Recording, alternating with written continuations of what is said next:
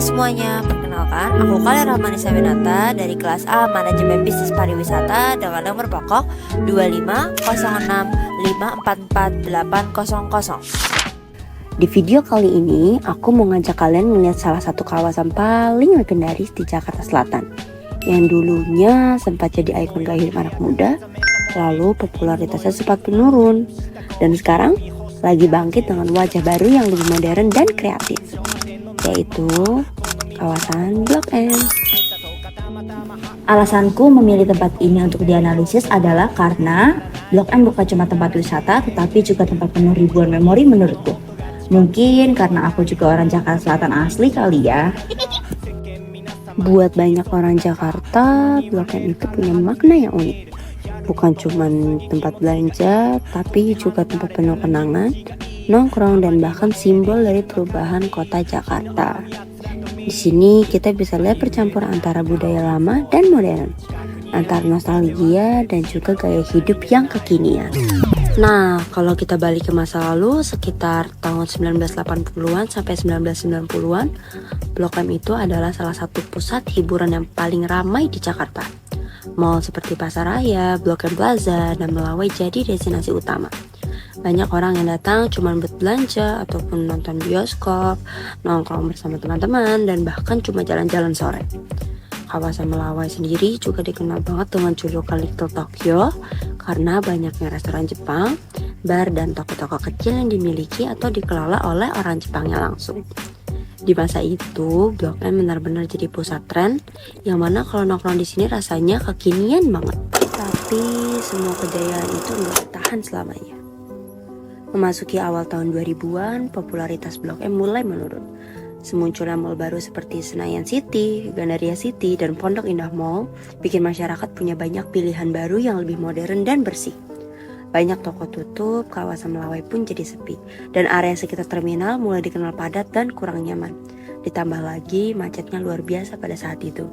Jadi walaupun lokasinya strategis, orang lebih milih tempat lain buat nongkrong. Namun, beberapa tahun terakhir wajah Blok M berubah drastis. Kehadiran MRT Jakarta jadi titik balik penting untuk kawasan ini. Dengan adanya stasiun MRT Blok M BCA, kawasan ini jadi super terhubung. Orang bisa langsung turun dari MRT dan jalan kaki ke area Blok M Plaza, Blok M Square, ataupun Melawai. Pemerintah juga melakukan revitalisasi besar-besaran, contohnya pembangunan Blok M Hub yang merupakan area yang didesain buat pejalan kaki, tempat nongkrong, dan event komunitas. Sekarang pun banyak spot baru bermunculan, dari kafe kekinian, toko vintage, sampai tempat jualan produk UMKM dan pelaku ekonomi kreatif.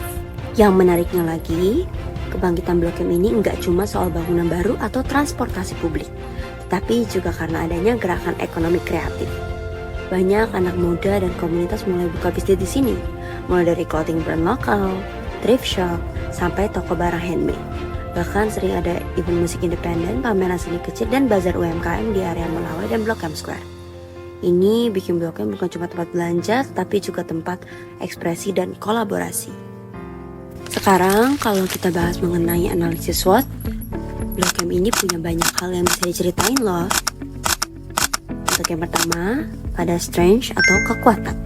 Kalau ngomongin kekuatan soal Blok M, jelas banget lokasinya ini sangat amat strategis. Kawasan ini ada di pusat Jakarta Selatan yang gampang banget dijangkau dari manapun. Akses transportasinya juga lengkap. Ada MRT, Transjakarta, sampai terminal besar yang jadi penghubung antar kota. Selain itu, Blok M juga punya nilai sejarah dan identitas budaya yang kuat banget, terutama dari kawasan Melawai dan Little Tokyo yang udah eksis sejak dulu. Revitalisasi besar-besaran kayak Blok M Hub bikin kawasan ini makin rapi, nyaman, dan estetik. Ditambah lagi banyak banget pelaku UMKM dan kreator muda yang aktif di sini. Jadi suasananya hidup banget dan cocok banget buat jadi wisata urban yang modern. Sekarang masuk ke bagian weakness ataupun kelemahan. Meskipun banyak keunggulan, Blok M juga masih punya beberapa kelemahan loh. Yang paling terasa jelas yaitu kemacetan di sekitar area Blok M. Apalagi pada jam sibuk, kendaraan bisa menumpuk dari arah Melawai sampai Blok M Square, sampai juga di bawah area stasiun MRT Blok M BCA.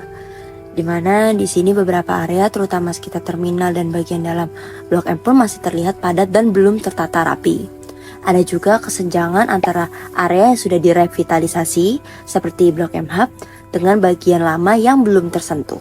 Promosi pariwisatanya juga masih kurang, jadi banyak wisatawan luar yang belum tahu kalau Blok M sudah berubah total, di mana di sini konsep promosinya hanya ditekankan pada komunitas lokal saja, namun tidak menjangkau komunitas luar negeri. Dan terakhir, area parkirnya juga masih terbatas buat pengunjung yang datang pakai kendaraan pribadi. Dan di sini pun terdapat banyak masalah seperti tarif parkir yang dikenakan 2 kali ataupun masalah keamanan dalam parkir yang dirasakan oleh pengunjung Blok M. Selanjutnya masuk ke dalam opportunity ataupun peluang. Nah, kalau dilihat dari sisi peluang, Blok M ini justru punya potensi yang besar banget. Kawasan ini bisa dikembangin lagi jadi pusat wisata urban berbasis komunitas dan kreativitas.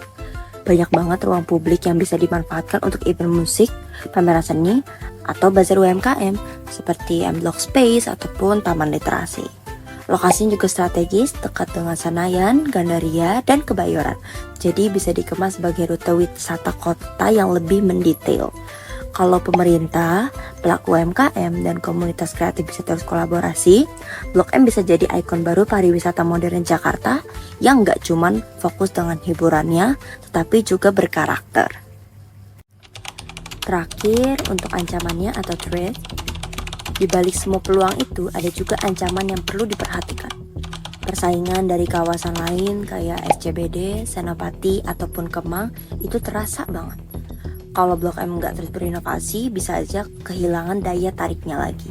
Selain itu, resiko gentrifikasi juga bisa muncul, di mana harga sewa tempat naik dan UMKM kecil bisa kesulitan bertahan.